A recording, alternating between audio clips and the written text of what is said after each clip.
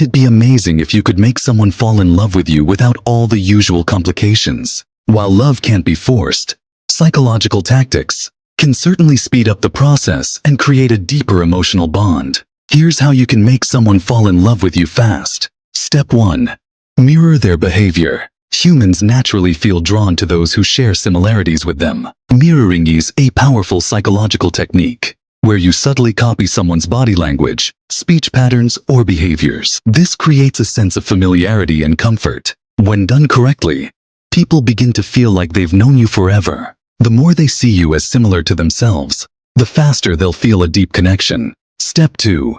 Establish emotional vulnerability. Love is often fostered in environments where both parties feel safe to open up emotionally. To make someone fall in love with you, share personal stories that allow them to see your vulnerable side. When you open up about your dreams, fears, or past experiences, they begin to see you as a multifaceted person who they can connect with on a deeper level. This emotional vulnerability breeds intimacy, which is a core ingredient for love. Step 3.